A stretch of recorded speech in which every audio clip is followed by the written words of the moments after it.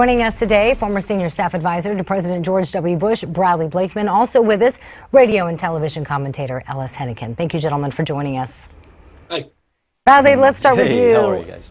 Do gamblers do they do a better job than polls when it comes to predicting presidential outcomes?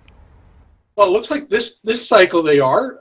The polls out in Iowa were not accurate, nor do I think the polls in New Hampshire are accurate. And look, Marco Rubio really did not have a chance in Iowa, but he showed up anyway. He finished a strong, what I call a second third to Donald Trump.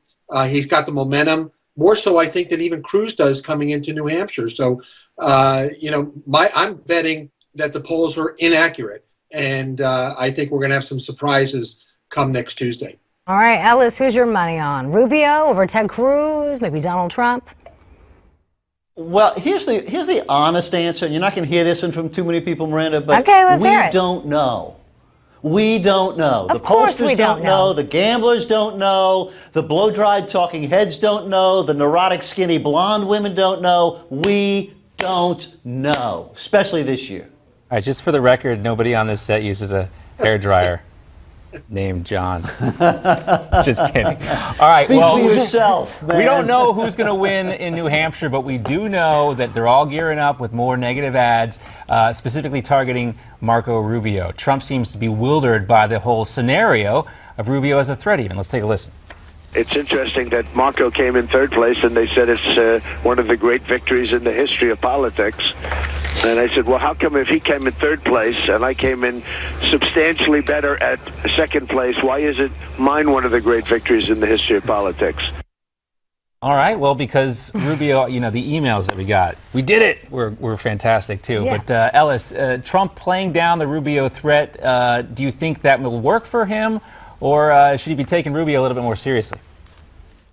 Well, listen, they're all legitimate political postures, right? Downplaying expectations, so I get compared against some very, very low bar. Everyone does it. By this point, though, we in the media ought to be smart enough to cut through some of that stuff. To me, the best line I've heard in any of this is "boy in the bubble." That actually made me smile. I thought Chris Christie had a pretty good rip phrase there. That probably has more impact than this phony low expectation game. Well, Bradley, a lot of eyes on Chris Christie, and Ellis has given him some credit for that hit on Marco Rubio. But where does Christie need to finish? Does he need to beat Rubio?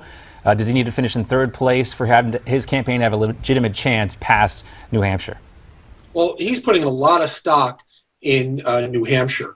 And look, Christie, to me, sounds more like Tony Soprano than somebody running for president. And the fact of the matter is, Marco appeared in Iowa, and Christie was nowhere to be seen. So when you talk about the boy in the bubble, where was he out in Iowa? And why is he putting all his eggs in the New Hampshire basket? He has to finish a strong second or third. He has to best Marco Rubio in order to stay competitive. He puts so much energy and stock in New Hampshire. Doesn't do it. It's going to be. He sounds a little desperate to me. He's attacking Marco Rubio when he should be attacking Cruz and Trump. Ellis, when you look at the strategy that's being employed by Chris Christie and some of the other ones in this so-called establishment lane, they're all firing shots at each other. Does anybody make it out alive from New Hampshire in the establishment category?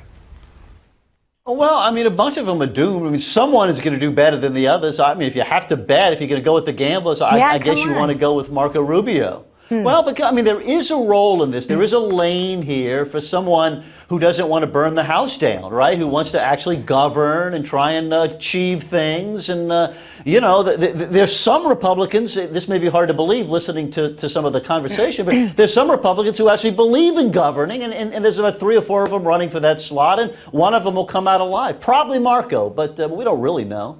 Bradley, I have to ask you, Rick Santorum is announcing that he's suspending his campaign. Mike Huckabee did it earlier, Rand Paul. Were you surprised by any of these, and who do you think's next? No, I'm not surprised at all. I mean, the showing was abysmal compared to what they had done in prior Iowa caucuses. And by the way, I don't think there's any support there to be whacked up amongst the others. Look, Dr. Carson is not going to be long for the presidential campaign trail if he doesn't do well enough in New Hampshire. The money's going to dry up. He doesn't have the type of organizations that the others do. Jeb Bush, I think, is also in danger. I think he can go probably up to South Carolina, not much beyond that if he's not winning. So I think the field is going to whittle down dramatically between New Hampshire and after South Carolina. All right, well, that's what a lot of folks are expecting, and that will have a big impact on the whatever's left of the field. Gentlemen, stick around. We got much more to come. Part 2 of our roundtable. We're going to take a look over on the other side of the aisle. What was all the discussion following the Iowa campaign? Doesn't look good for Hillary Clinton, at least with the Bernie Sanders supporters. Will they ever be able to coalesce around one nominee, whoever that person may be, with all the insults being hurled at Hillary Clinton and vice versa? We're coming back with part 2 of our roundtable after this. Welcome back to Newsmax Now as we turn our attention to the Democratic race in New Hampshire. It's turning out to be the nomination process that Debbie Wasserman Schultz and the Democratic National Committee wanted to avoid. There are going to be more debates now between Hillary Clinton and Bernie Sanders. Here's Hillary Clinton talking about it earlier today. The answer is yes, and you know that I have always wanted more debates, and Secretary Clinton in the beginning was not so interested in more debates. Now suddenly they're very interested in more debates. All right, so obviously not Hillary Clinton there, that was Bernie Sanders. But meantime, why is the Clinton campaign so interested in more debates all of a sudden? Well, a new University of Massachusetts 7 News survey has Bernie Sanders beating Hillary Clinton in New Hampshire by 33 points among registered Democrats. Sanders maintains a steady lead in New Hampshire, but could Hillary sway voters, or is it a lost cause in the Granite State for Hillary Clinton? What does it mean for a campaign as we move ahead? Because it's just a little tease to our roundtable right there. Part 2, roundtable, rejoining us. That's right. Former senior staff advisor to President George W. Bush, Bradley Blakeman, also with us, Ellis Henican, who writes some pretty good books every once in a while. Great to have you guys back with us. Thank you. All right, so we look at this issue, Ellis, of more debates on the Democratic side. I kind of hinted that this was, some have speculated that Debbie Wasserman Schultz was trying to avoid this at all costs. But what does it say to us about the state of the Democratic nomination process that both sides now look like they could be okay with the idea of more debates? Well, it's a race, right? I mean, this is what we've been missing on the Democratic side, is the Republicans who are clawing each other's eyes out for the last 6 months, and the Democrats were pretty polite, and now it's getting a little hard for it. By the way, 33 points, that's a lot of swaying to do in the next week. Yes. So I think that's probably not going to happen. Well, yesterday Sanders took a jab at Clinton. Maybe you guys saw this, saying that she is progressive only some days. Now Clinton has something to say about it. Let's take a listen to her response. It's Senator Sanders and myself in the arena, and I want to keep it on issues. So I was a little disappointed, to be honest, yesterday. It was kind of a low blow.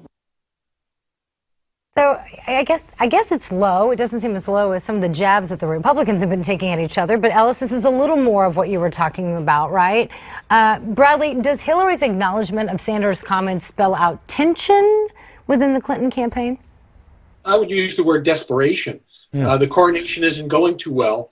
And by the way, I think Hillary's got bigger fish to fry with the FBI criminal investigation that is underway. You know, yesterday was Groundhog Day, and Hillary got out of her limousine and saw the FBI director's shadow, which tells me there's going to be 6 more weeks of investigation. Nice one, Bradley. Nice one. Thank you very much. But I think look, they never thought it was going to go this way. That's why they limited the debates. They tried to control it as much as they could. And then Bernie came along and caught fire. And I think now they're in damage control and trying to figure out, what do we do about Bernie? So complaining about Bernie isn't the way to go. And if I was Hillary, you know, the next week is going to seem like a year, because she's going to get clobbered in New Hampshire.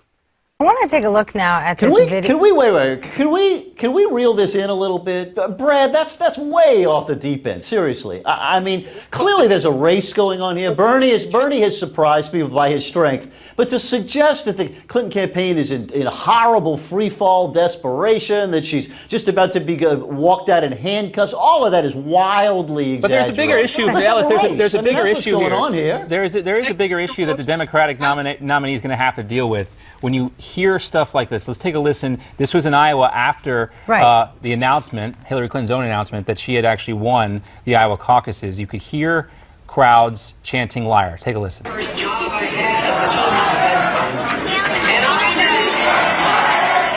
I know what we're capable of. Now, of course, if you can see in the background on that monitor, that was when Hillary was giving her victory speech before anybody else knew that she won, because on all the precincts had reported.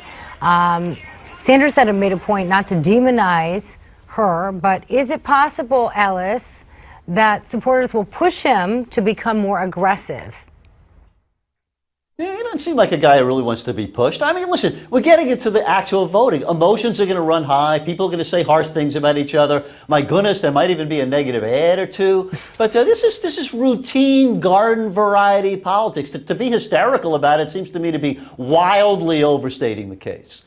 Yeah, well, when Hillary Clinton is talking about progressive values, or whatever you want to call it, during that victory speech, whatever you want to call that, the crowd of the Bernie Sanders campaign event was booing her, saying, no, she's not a progressive.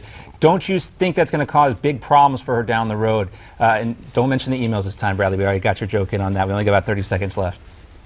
Yeah, I think she's got some real problems. Bernie is catching fire because he is caught onto something that the Clintons have not been able to capture, and that is excitement.